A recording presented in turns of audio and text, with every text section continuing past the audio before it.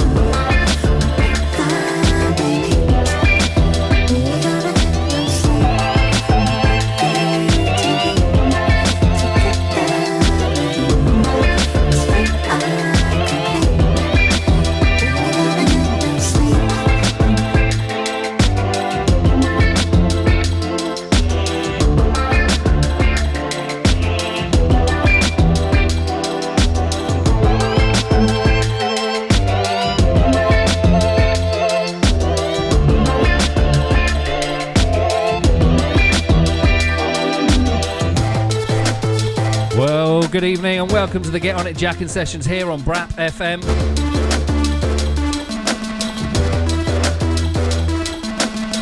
With myself, Tony SlackShot. The date is the 25th of August. The time is 9 minutes past 8 o'clock. And we are bringing to you one hell of a show this evening. So why is that? Because we've got a great choice selection of music for the first half an hour, and as probably most of you are aware that have tuned in to watch the show or listen to the show, we have the one and only legends of finger licking soul and man joining us this evening in the studio. So more of that in a little while, but for the time being we're going to be kicking off with a few mid-tempo, down-tempo numbers, a couple of Jackin house stuff, and a bit of bassline as well. So without further ado, why don't we crack on with some music? Crafty Cuts, Get On It, and Jackin Sessions, BRAP FM with Tony SlackShot.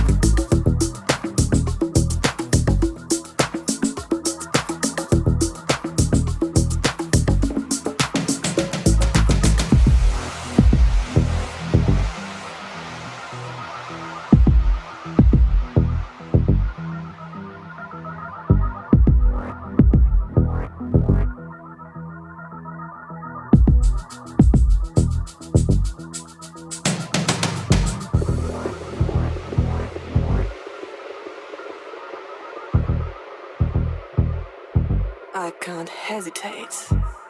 Sugar man, take me away from this bad, bad place. You could have made me.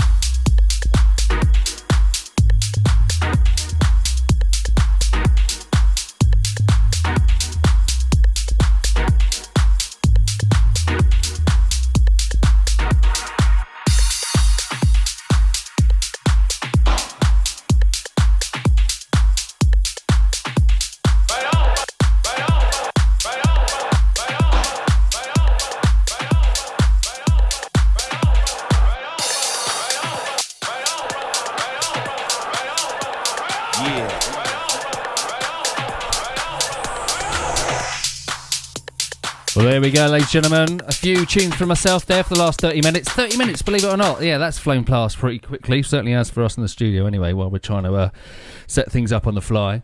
So, yes, thanks very much for tuning in to Brap FM with myself, Tony SlackShot, presenting the Get On It and Jackin sessions here on the 25th of August.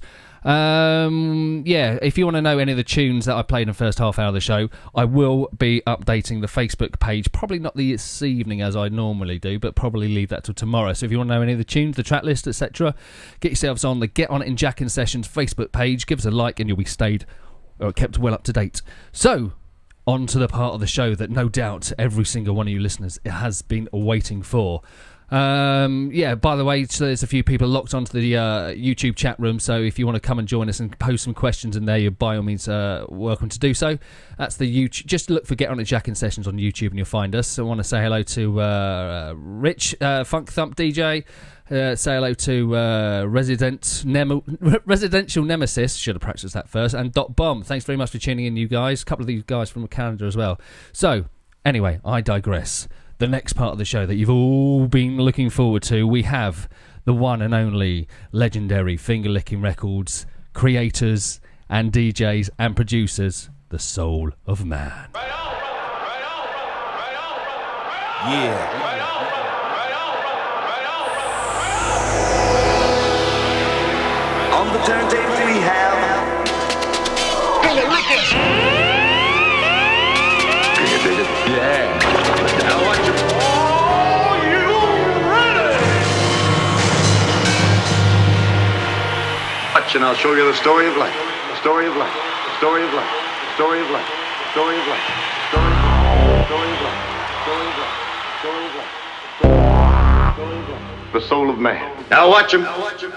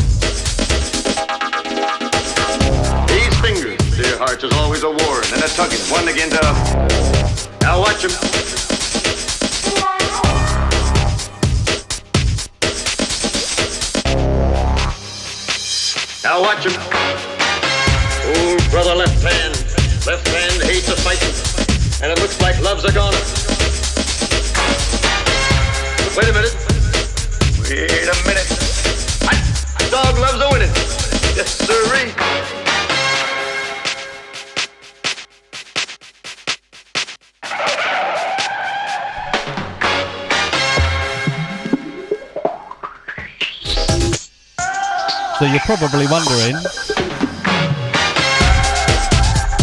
why have I not started speaking to Soul of Man yet? Well, they are in the studio here with me, which you'll be able to witness if you go onto the YouTube page. There we go, there they are. So welcome to the studio. Legends. Justin Rushmore. Jim Panufnik. Am I saying that right? Panufnik? Panufnik. Yeah. Thank you. I should know after all these years. Recently I was asked by a telly salesman if I was Jam Panasonic, which is the best one yet. So welcome to the show, Jem Panasonic and Justin Pioneer. I don't know. Yeah, that was awful, wasn't it? Sorry, apologies. Yeah, thank you very much, gents, for taking your time out your very, very busy lives to come and join us on the Get On It and Jackin sessions here on Brap FM.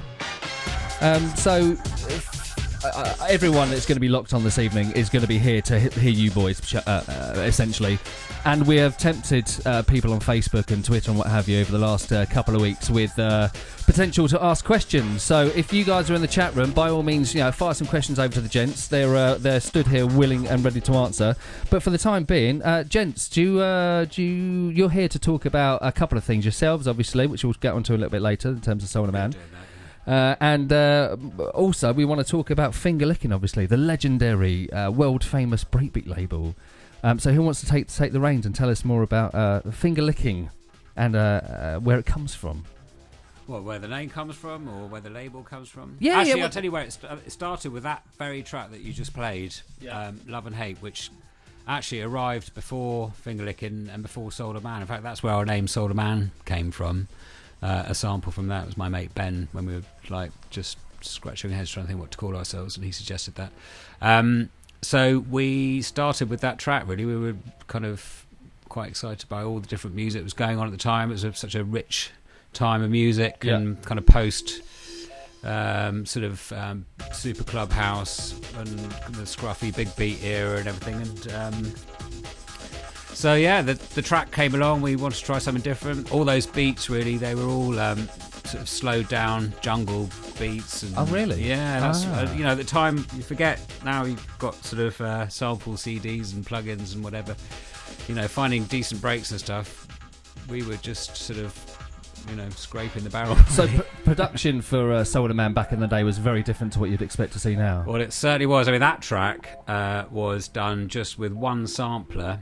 And an Atari 520 ST, which was half a meg, and we borrowed a Novation bass station for the sort of squelchy noises. But essentially, it's just 8 tracks, 8 channels of beats and samples with the Novation, and going to a mixer, and we were, doing the delays by hand. We that was the thing back then. You'd just do 5 or 6 different passes and whack the delays up and ride the faders and stuff like that, and. Yeah, it's totally different kettle of fish. Crazy. So Soul and Man came before Finger Lickin, I'm assuming. Well, they sort of, I guess they came at the same time. I mean, Justin, you'll explain better. You had the record shop. We could hear this sound kind of evolving, the kind of breaks sound that was going on. Yeah. Justin. Oh, hello. It's a cute Justin. I was just hiding on the floor there. Couldn't quite reach the microphone, only being 2'4". Yeah, well, I mean, the thing is, it was historical now. Looking back, it was a long time ago. We were talking like mid-90s, and music was very different then. We were doing a lot of vinyl, which is obviously making a bit of a comeback, but for a long period of time, it completely disappeared. Yeah. And as Jem just mentioned, I'd started up a record shop in Camden called Vinyl Addiction, and it was really through that era, sort of mid-90s, that we heard about the freestylers. And I think if it wasn't for Matt and Aston, legends of the breakbeat thing, often forgotten as being such pioneers, because you think of Adam Freeland and Rennie Pilgrim and stuff, but actually it was hearing an Essential Mix on Radio 1 and totally blew us away. And it was shortly after that, with the record shop, that we met the Plump DJs, actually. The legends. And a good segue as well. Well, that's what I do, That was good. You're so good. No, Lee, I was DJing at a club called 333, which I don't know if it still exists. I'm not sure if it does. Old Street. Yeah, exactly. In the very trendy part of London. And Lee Plump was one of the other guest DJs, and he handed me a cassette, which, pre-vinyl format, really. It was absolutely amazing. And had electric disco on it. And he said that, I'm loving what you guys are doing as Soul of Man, because we were just putting tunes out, not really knowing where we were in the world of this new breakbeat sound, I suppose. And from that, Finger Licking evolved into a label rather than just a platform for what me and Jem were doing.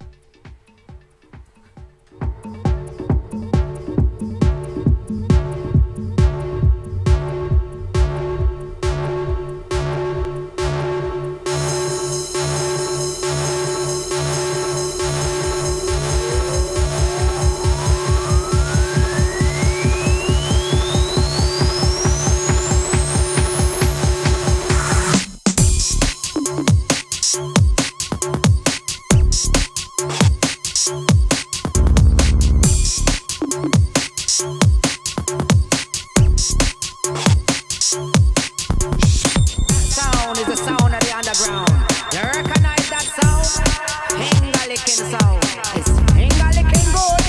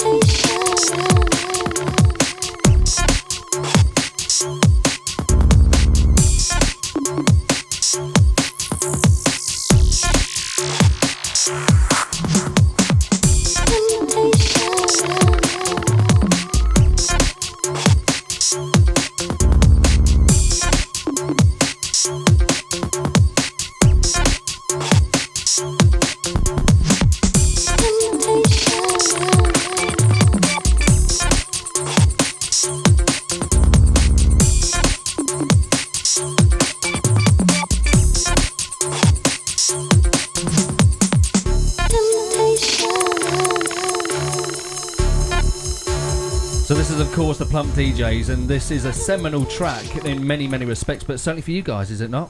It is. I can remember exactly the first time we heard this, and we were on our way back from delivering a remix of our own, I think, to Le Cerveau or somewhere, and Lee or Andy rang us saying we just finished this track. Come listen. We went to their studio, which is in Soho, still is, and they put it on, and I just remember thinking, oh my god, this changes everything. It sounded like it was like from another planet. It was completely alien, and it made us. I don't know what you just about. I think the remix we just delivered made it sound really old-fashioned, really kind of rattly, big beaty. This kind of took everything to the next chapter, and it kind of made you think, "Oh my god, right." The goalpost has been moved. It was a real game changer for everybody. This track, I reckon. And that's what they were good at. Yeah. Well, I mean, I think I remember writing a press release actually said that something the pseudo laddishness, smashing the male attitude out of breakbeat or whatever it was. They were exactly like you're saying. They had this sort of futuristic approach to their production that at the time totally changed everything, and we were very lucky that we were all part of the Finger Licking family, and it did shape a direction for the label, this being a remix but very much their sound. So the Plump DJs became almost the sort of the flagship artists on the label. For a long time as well. Yeah, absolutely forever. But that's the thing, you mentioned just now, Finger Licking was a family, and every single one of those members of the family, they seem to be of a certain ilk, and they seem to be like they're hand-picked by you two to fit the family. I mean, I don't know if that's true or not, but I mean... Well, actually, it's interesting, because, I mean, Justin mentioned, like, we started the label really as a vehicle for our own music, really, and so in the first few releases... We was us pretty well under different names, you know, Two in the Bush and Free Jalapeno, and we kind of carved our own kind of sound. But actually, that brought people to the label. Here we go.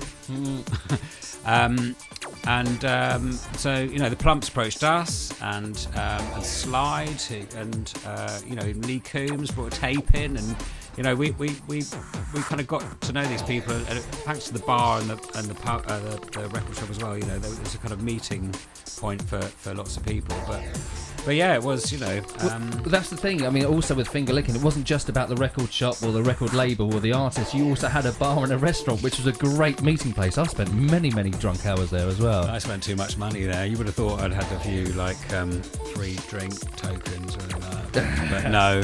No, I never did. But I was happy to pay my way because it was a great place to be, and you would always bump into someone that either you aspired to or you already knew there. It was a great meeting place. Yeah, it was, and lots of people came to the shop. I mean, there's a wall that's been long painted over, but it had like lots of great signatures on it. Who was on there? Everyone from like Masters at Work to David Morales, Van Helden. No, they all came in. You know, it was a very special time. We were lucky, and as you say, we hit on a concept that absolutely worked. Unfortunately, those days of the vinyl record shop are over, and it was the perfect meeting place. And this tune in the background, by coincidence, how did that come on? was the first tune that Lee Coombs brought to us, actually, the future sound of retro. That on one side, and I think Sky Juice was on the other. Is that right? Yeah. And again, same story. We heard something, and it blew us away, and it really fitted with what Jem and I were doing at the moment as Solar Man and the Finger Licking sound, and it pushed things forward.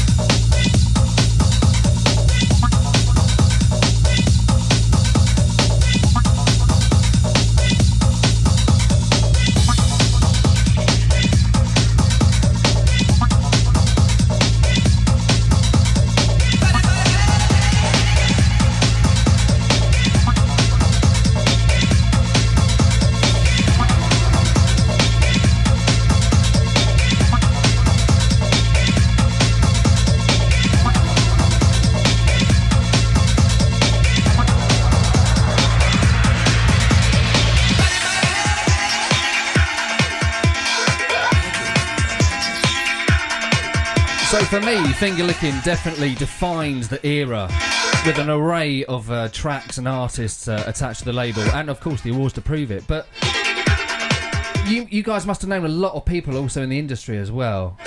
You must have made a lot of peers and friends. Long silence. They're not friends now. No. Well, I think, like you were saying earlier, you know, the concept of having a record shop, a place that you could actually have a beer and meet people, meant we didn't have to go out and do the traditional schmoozing. We went to Miami once and did that, but that's another story.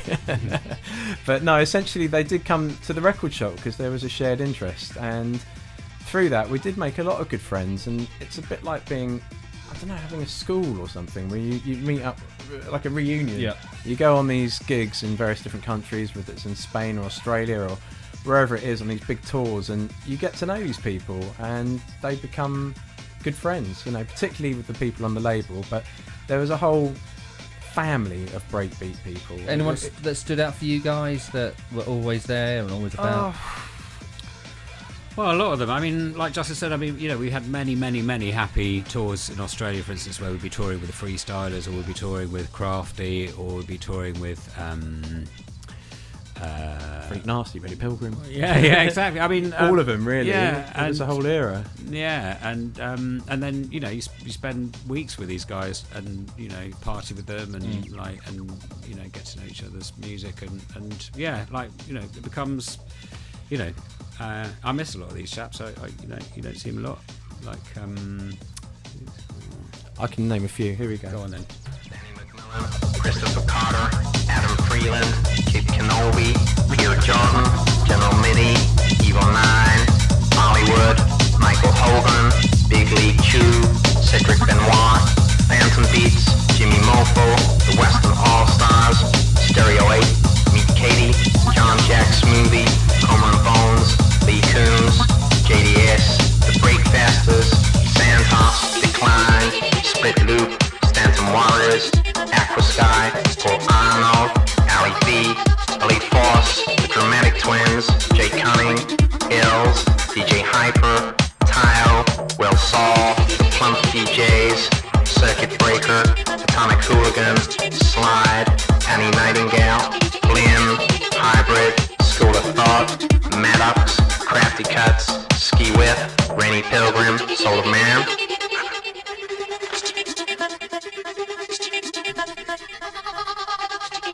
There's a question mark at the end of Soul of Man. Yeah, no, I recognise that voice. Is that you, Justin?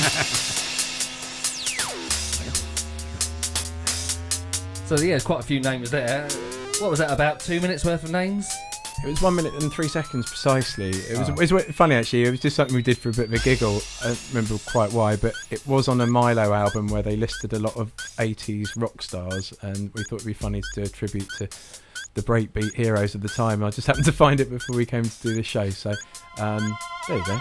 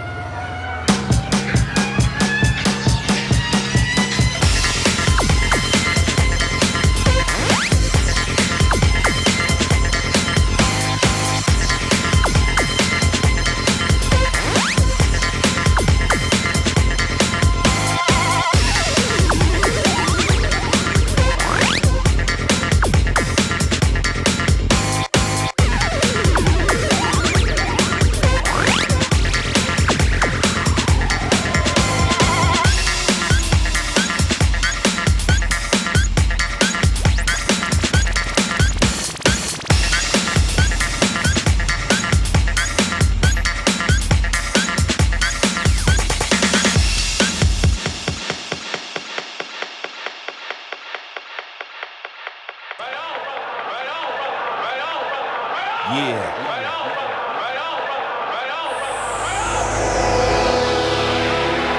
the turntable we have.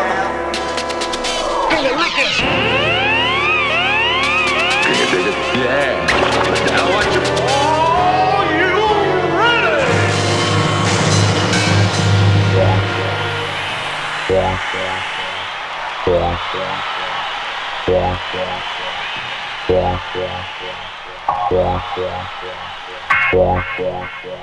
It's about time we show them we mean business.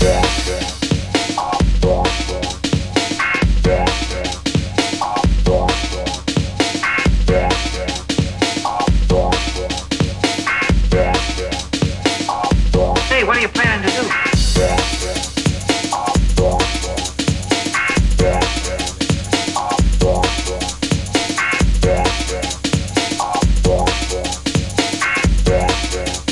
Let's make some music.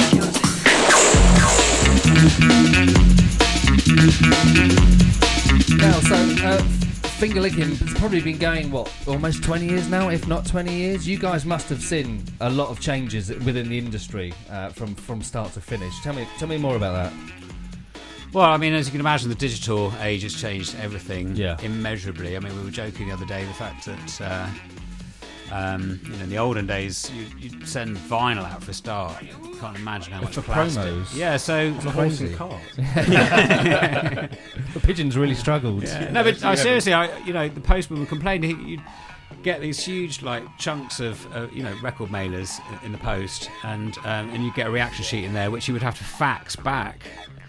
Or even send in the post back. I used to send mine in the post, actually. Well, there you go. I mean, that's whole. And you think about all the vinyl, all the plastic that's wasted. And also, there was a time when the major labels would commission sort of 5 or 6 mixes of, one of their major artists. And so you get these big bumper packs, most of which you listen to for about 10 seconds and never listen to again. And stay on the shelf. Yeah. So we had to do that. We sent out hundreds of promos in record mailers and waited for the fax to ring back. And but it's actually a nice way to do it. I mean, I've still got a fax, coming back from Norman Cook. Actually, about this track, Norman Cook's writing saying love it and whatever. Excellent. So it's a nice kind of personal thing. Whereas now, you listen to it and you might listen to it on your little Mac speakers and jump through it really quickly and stuff. So I guess it was a kind of a difference of respect there. I guess listening to vinyl. Well, yeah. Plus your promos. I certainly know within the Breaks fraternity, if you like, are probably worth equally, if not millions. More. Personally, to people, they're probably worth more to them. They've got a white label, a limited test press of one of the Finger Lickin' tunes. I know. Certainly know I've got a few of those. Yeah. But then equally, you wish you had the artwork version of it as well. So I'm sure there's probably a lot of fans out there who've got 2 versions, probably because of your amazing artwork. Well, I'd like to say that was stealth to keep them sort of buying. But did you ever think it would take off, the artwork? Well, yeah. I mean, it's funny because again, when Finger Lickin' started, it was quite just at the sort of back end of. It was still very much a white label culture. No one really spent very much money on sleeves, and actually, no one really spent any money on labels or anything. Yeah. And so it was a real turning point, sort of the mid to late 90s, where people actually sort of make labels. But actually, I think we were pretty well the first to actually start splashing out on colour sleeves. It wasn't actually our motivation at the start. We knew that we wanted some proper branding, but as we sort of grew, and I come from a graphics background, I went to art school. For me, it was a perfect kind of way of just linking everything up. So I think that kind of helped us in sort of before the kind of whole sort of digital piracy thing to actually make these collectible things with the whole package. And we did spend it was an expensive job, like not only getting stuff cut but getting it pressed, but then also having full colour sleeves. It was expensive, but yeah, I think that kind of sort of stood us apart from. Oh, definitely. I think it's important to point out for those that maybe don't know Finger Lickin' that well, it may be an assumption that we got a graphic designer in to do it. It was actually Jem who designed all the artwork and made the whole branding of the label so pivotal.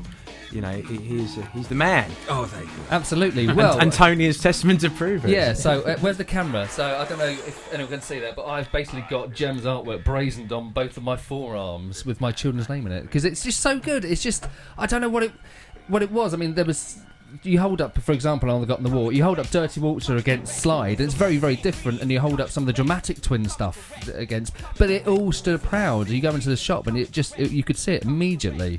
Well, you know, for a sort of illustrator, graphic designer, it's a dream job, really, and that was the saddest thing about, you know, vinyl's demise, is designing something for that sort of scale, and I loved it, and it's something that did, you know, I'd hear the track first, and I'd make the music, I'd make the imagery in response to that. And really? So it was quite connected? Oh, totally, yeah, totally. And you know, it was brilliant, and I hope, you know, I haven't really had that kind of connection since. I've been trying, you know, I do lots of music-related artwork still, but that was when everything was totally running parallel with everything. Really, it was a great time. Synergy. What we got playing in the background now, Justin? Well, this is actually when we first started the label. It was a friend of mine, Duncan, who came in, and I think he came up with the name Freaky Jalapeno, and Jem and he produced this tune, Getting It On, and then Jem and I sort of jumped on the decks and did this version, which, as we started the label, we worked under a load of different guises. So we were also, Jem and I, as Two in the Bush and Osmosis, and probably someone else that I've forgotten, putting our different hats. But the idea was, who was it? Plump DJs. Oh, the Plumps, that's right. Lee Coombs was hard to fit into. But no, so, you know, this was again I think it was the second release we did on the label, and I love it. I actually think this stands the test of time. It's a classic tune.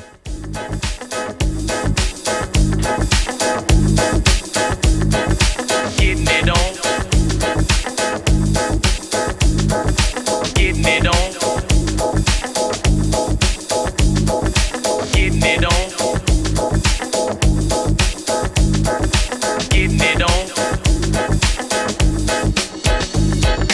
Getting it on. Getting it on.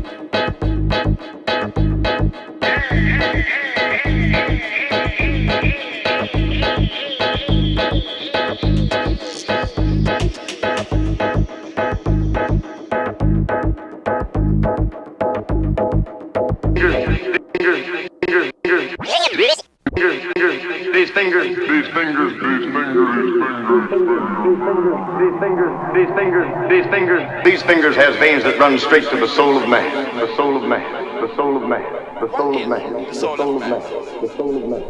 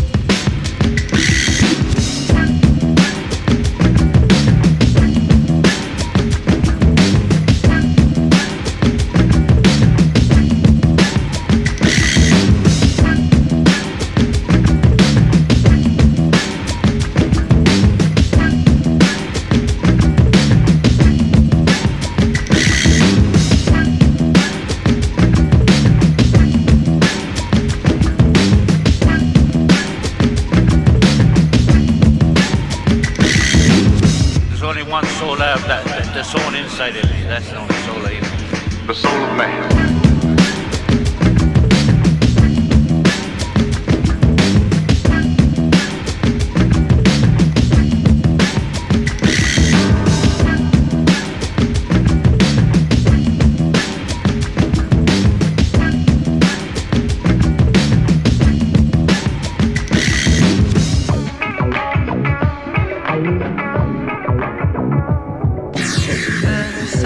Spirit of a person, the body is just a shell. The soul of man.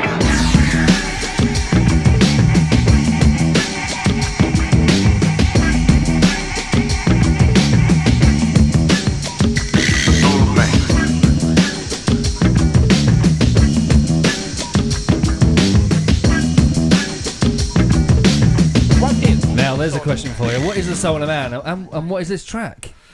It's called What is the Soul of Man? What is the Soul of Man? And actually, it's funny to listen to it because all those vocal samples that you can hear came about with me wandering around Camden Market with a mini disc. I mean, who remembers mini discs? I do. I love mini discs. Yeah, I still own them. And I went around with a microphone and with a mini disc, just looking for little short sound bites and just asking people randomly, like, what is the Soul of Man? And I just wanted little snippets, but most people really chewed my ear off for ages and ages. The whole thing took about a day. But we've got some brilliant little sound bites and a little old lady going, oh, the body is the spirit of the person. But the best samples all come from a taxi driver called Clinton, who is this kind of 50-year-old Jamaican guy who we were doing, around about this time we were doing the Finger Lickin' Thang nights at Dogstar in Brixton, which were, if anyone went down, they would tell you were just a filthy mess of depravity and craziness. Like any finger licking night. Exactly. And so Clinton would sort of religiously pick us up at the end of these nights and take us back to Shepherd's Bush. And he was a philosopher, really. I mean, a kind of quite high philosopher. But we knew that he was the man that we had to interview the most. And so he is the voice who says, so what is the Soul of Man? So I thought it was up from a film. No, these are all like a real sound bites. And I remember, I was like hearing it now because I haven't heard this phrase. Listen to it. I remember me and Justin with this mini disc at the back of his taxi, hammered as we were on sea breezes after a long night at Dogstar, and Clinton just going off on one. And he came up with some absolute gems. He was amazing. That is amazing. And for me, this EP is really, it's a hard one because every track is different from the last one, and it's weird because there's 4 tracks on one 12-inch. I found it hard to know where to place it all the time because it's just full of good tunes. Well, that's lovely that you say that, Tony. Thank you. But actually, I think it's symbolic of the whole time. And what I really loved most about that whole era of breaks is tempos and what you sampled and everything. It was such a mixture. So this is like really dirty funk. And again, all this was just going through 8 channels and mixer. Everything kind of sounds muddy and all the other tracks like Gonna Keep On and what was the Big Up the Noise or whatever it's called, and what was the other one on there? Scatterbox. I mean, there was a time where anything went really. You could just really do anything and mix it with anything, and like the big beat ethos, really. Well, it was, and that, you know, getting on before that, the track before that, you know, the tempos and everything, it didn't matter, and everything was a bit shoddy and a bit fluffy, and that's what I really loved about the time. I mean, what we used to say about breakbeat, it was an umbrella. That's a bit of a tacky expression, but it was an umbrella for doing anything. I call it you a wanted. parasol. it was a fluffy parasol of creative delight. No, we were able to do what we wanted. We weren't sticking with the conventions of what house music dictated to be at the time, and it was a very loose culture. People were wearing combat trousers, and it wasn't about image at all. It was very. I wasn't, but someone was. I was. But it was. Yeah, there you go. Tony was. But it was very free, and I think actually, as Jen was just saying, this EP, which coincidentally or symbolically was called the Serendipity EP, it brought together all those sort of fusions of different ideas, tempos, funk, some house, definitely some house influences in our style, but it all had this sort of breakbeat attitude that was a cultural thing. And we're talking about like 98, which actually for some people was probably when they were born. Yeah, absolutely. That's a shocking thing. I heard Annie Nightingale say the other day that she was really used to people saying, "Oh, I wish I was around in the 60s, like it was such a great music scene in the 60s." And now people say to her, "I wish I was around in the 90s." That's amazing, isn't it? Yeah.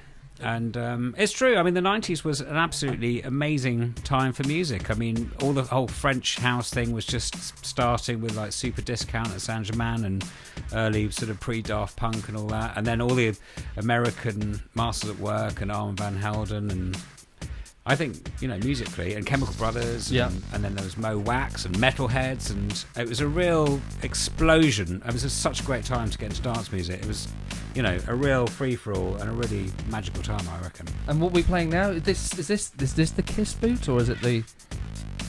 Oh, actually, is this the Kiss? No, is it Get It Girls? So actually, Get It Girls came from... B-side to Dirty Waltzer.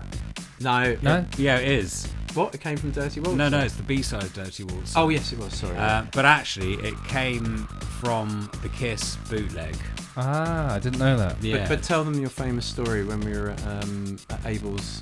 Was it Abel's? It was Abel's stag do. Yeah. Abel, by the way, for listening, we're going to talk about you in a minute. Hello, Abel.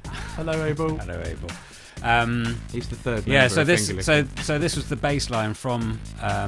so I made this quick bootleg of Kiss, Prince, and slapped in a totally ripped off from White Line's bass line. And the amazing thing, the other thing about in the old days when you make tracks is you never knew who bought them or who played them or where it went or anything. But we went on a stag weekend and we went to this gentleman's club where there was a burlesque dance, and a man came up to do a striptease to my mix of Kiss. So obviously I went to go and shake his hand afterwards. Obviously. The only thing I shaked. It wasn't his hand. He told me it was! Which is where the name Dirty Waltzer came from. Yeah. Ooh, Matilda. Do you know what? Interesting fact, or non-interesting fact, I used to mix into this Ice Ice Baby, the 12-inch version, and it used to go brilliantly. If you had that here now, I would make you do that. Oh, I'm not going to be able to get it. I don't even know where my 12-inch of Ice Ice Baby is, if I even still own it. But yeah, stop. Collaborate and listen.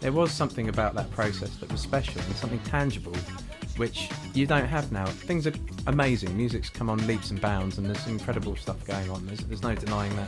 It's just evolution. But for us, it was part of an era. It was something we did in the mid-90s, you know, and we had the privilege of all the setup around us, the artists, everything that happened. But we neatly got to a point where I think all of our self-interest had slightly changed. Yeah. Music changed. You know, breakbeat that you were just mentioning didn't actually explode into the big sort of genre like garage or I don't know, drum and bass or something. It was very underground. It was very niche, and that was cool. And in a way, it was quite a nice decision to say, look, we've done near enough 100 singles. We've sold, I'm not telling the tax man, nearly 1 million records. We did an incredible amount of vinyl. And we'd done 10 CDs, and there was this sort of like 100 singles, 10 CDs, or I think it was 10, really, and 10 years. And it felt like the time to sort of say, look, okay, let's close it and be proud of what we've done, rather than kind of milking it on and trying to move with this whole digital era. It wasn't what we got into it for in the first place. And I have to say, it was never a money-driven thing. It was a creative process that me and Jem as friends met and wanted to do something, and it evolved the way it did. And when it became a business and things changed from what we'd set out to do, the passion, I guess moved on. So it's nice to come and reflect. Absolutely. And again, I just want to extend my gratitude towards you chaps for doing so as well, because I know there's going to be a lot of people out there. I mean, there's, for example, who was it in the chat room just now? Residential Nemesis said fascinating sample history. And also Speed of Sound said he was worried about the wine glass spilling, Jim, because it was quite on the edge of the record player. But don't worry, Speed of Sound. Don't tell me there's a camera in here.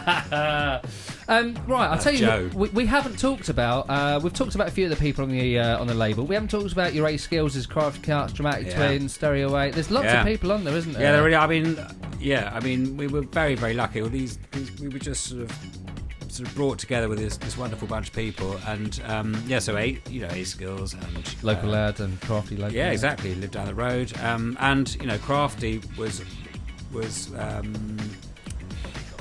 was a institution already by the time we met him, and it was amazing that he was he became part of the label, and so A Skills, and then suddenly they're off in New York recorded with Curtis Blow, and we have Scott Nixon as well, and Brothers Bud, and just too many to mention. I know Dom's going to be listening tonight, so hello, Dom. Hello, Dom. I had a bit of contact with Dom because he's been working with a vocalist that I've been working with for my Gemstone stuff, and he's cracking on with some amazing house stuff. Good. And everyone's like marching on. Jason Laybat and Robin Twelvetree, and everyone's like just flying the flag, going, and we're following their every steps with pride and brotherly love. All right. Do you feel it, children? I just want you to do whatever you feel like you want to do. Don't worry about what the next fella's doing. Just do your thing. What's ever good to you, then you do it. If it's good to you, it's good for you.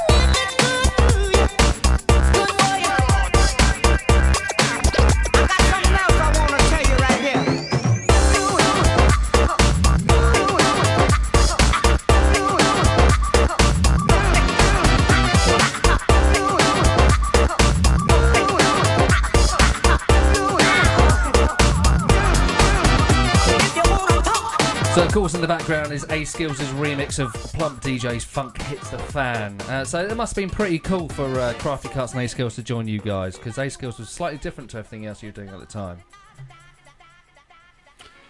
Yeah, well, I mean, Crafty was actually on Ministry of Sound's label, FSUK, and he was very much doing the same sort of breakbeat, funky thing. And coming from this area, from the south coast of England, he was actually friends with Adam, his protege to some extent, and he sort of took him under his wing, and they became a bit of a team, and quite quickly came up with this amazing album, Trick of Technology. Amazing album. Absolutely, I mean, still stands the test of time. And I think as a sort of label manager, as an A&R person who approved every record, had the luxury of going out to New York and actually meeting Curtis Blow. They did a remix of this with him, and a producer called Dr. Luke, who's gone on to produce some of the world's biggest R&B artists, Keisha and Jessie J or Katy Perry. You know, he was big news, but we were very lucky to team up with all these dudes. And yeah, I think this was their sort of introduction to finger licking, but in many ways their roots of where they both came from, hip hop, funk, and although Crafty represents his sort of having it breakbeat, A Skills has stayed true to his sound, which is this same sort of funky mid-tempo thing, and kept that flag flying strong. And you know, now Crafty's almost gone full circle and come back and playing this stuff. So we feel, you know, Abel, again, we keep mentioning him, he manages the guys, and we've kept them very much going in the same vein as they meant to in the first place. And I do think Trick of Technology is a legendary album. If you haven't got it and you haven't heard it, and of course the original mix of Trick of Technology, the one that would never have passed the licensing, was such a good tune. Oh, monstrous! I remember I'd heard of that tune before. I mean, I knew Adam when he released it, but there was people going around our local bars going,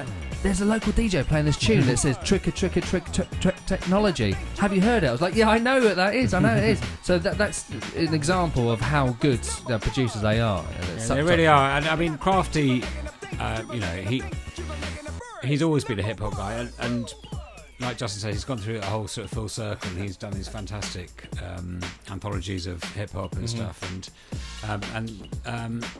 and he did, you know, he did sort of take Adam under his wing and sort of nurture him, but they become this amazing duo, and they've done these amazing sets all over the world, and they're still doing it. They've been doing Trick of Technology like reunion tours, and yeah, I mean, they're amazing, absolutely amazing. They're stadium filling. I mean, I've seen some of the pictures that Adam puts up on his Facebook. It's just insane. Yeah.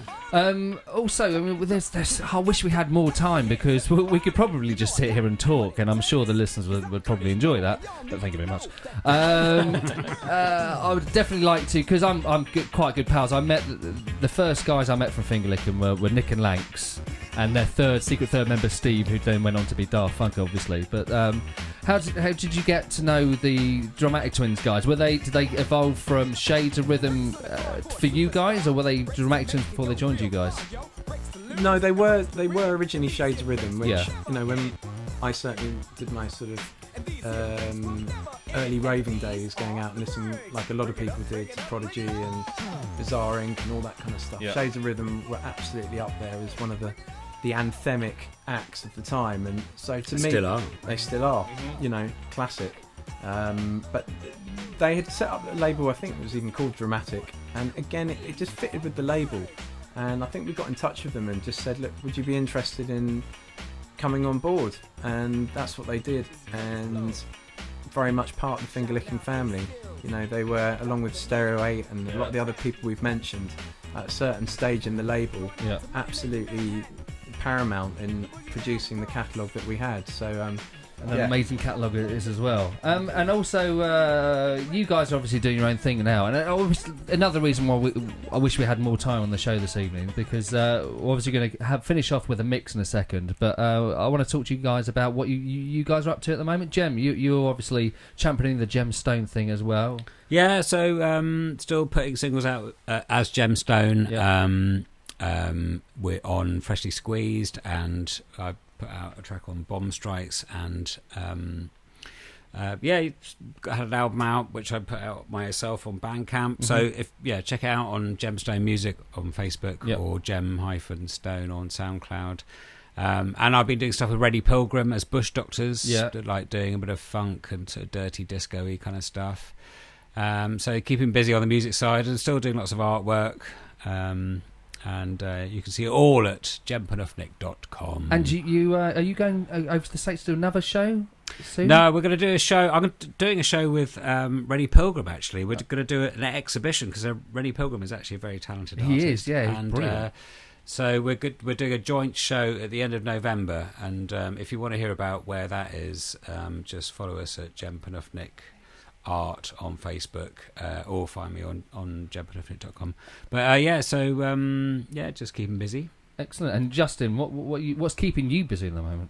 I've just been asked to play the lead role in the comeback of Breaking Bad, which it's awkward. I mean, I know they did a good job, but I'm not sure I'm up to scratch. You're Jesse, right?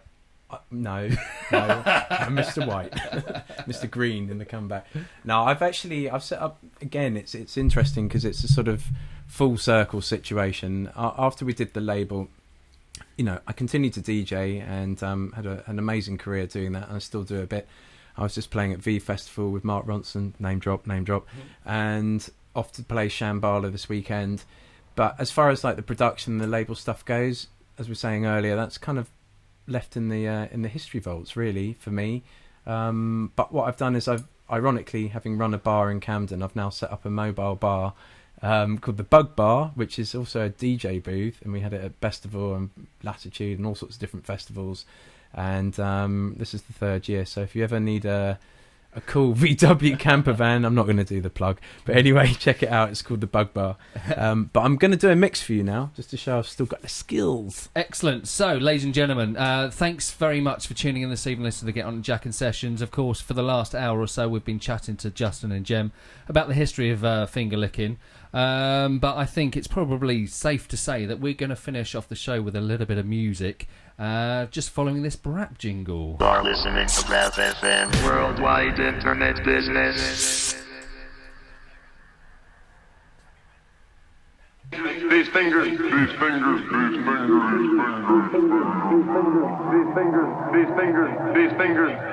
has veins that run straight to the soul of man. The soul of man. The soul of man. The soul of man. The soul of man. Hot mix. Live. In the beginning there was sound, and that sound is the sound of the underground. You recognize that sound? Finger licking sound. It's finger licking good. Big up, big up. All of the massive them, all of the crew them. You're rocking with the solar man. Them DJ are top of top. House up, house up, house up, house up, house up, house up, house up, house up, house up. Yeah, me know. Girls them walk the souls of man. I don't know when time the girls and souls of man reach. Everything get breached. So big up. All cool. All right. It's finger licking good. The girls them should, and the girls them could, and the girls them would. With solar man, we catch the girls them heart of fire. Cause we is what the girls them desire.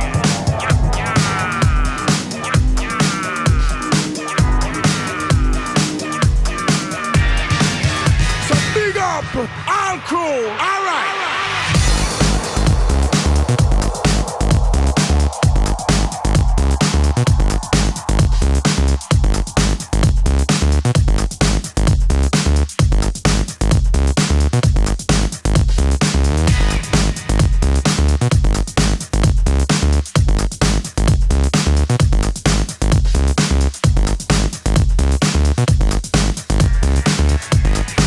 This is the positive vibration.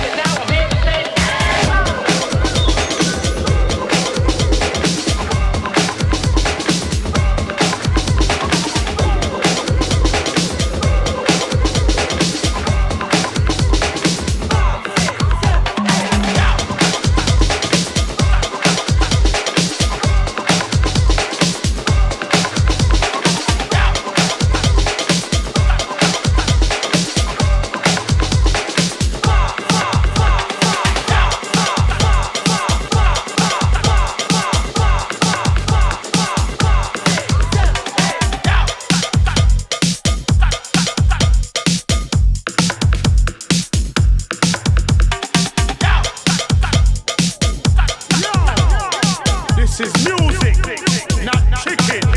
I know soul of man is finger licking. Finger licking sound, finger licking good. So when you hear our music, take your hand and beat down the wood. Hey.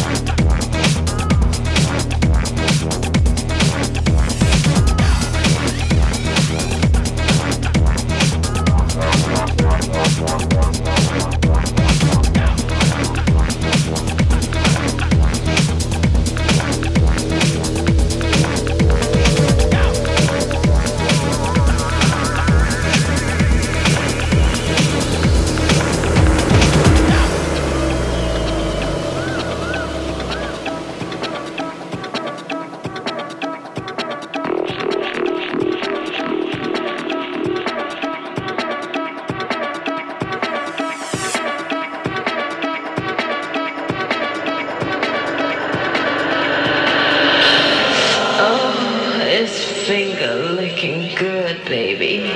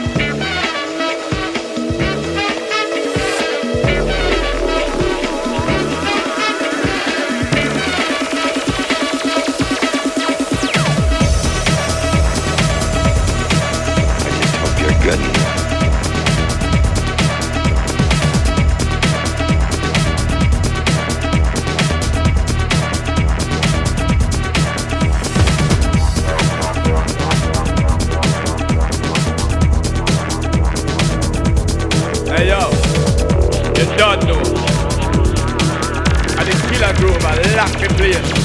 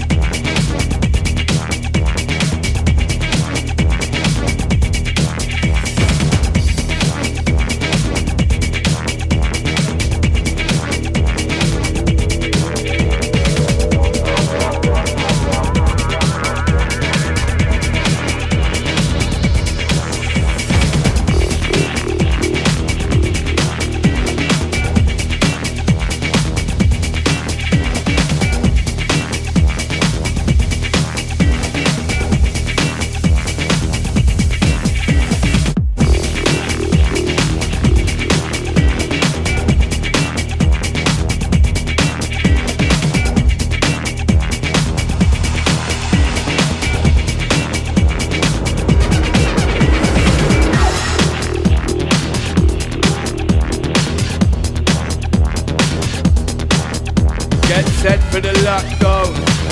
It's coming down.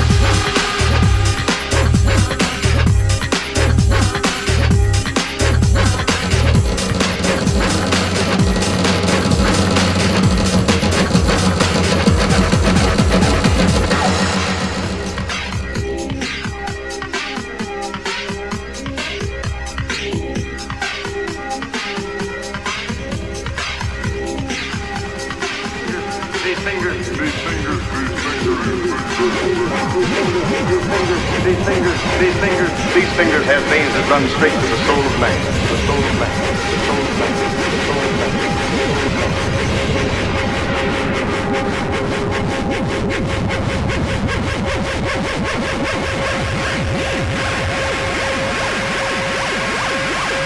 So more fucking bass. Turn this motherfucking sound up, man. Bass, turn this motherfucking sound up, man. More fucking bass. Turn this motherfucking sound up, man. Blast this shit. Just turn the whole shit up. Fuck that, man. Turn the whole motherfucker up. Fuck that, man. Turn the whole motherfucker up. Niggas got big ass speakers, man. Turn that motherfucker. Fuck that, man. Turn the whole motherfucker up. Niggas got big ass speakers, man. Little ass motherfucking spot. And you can't turn that motherfucker up.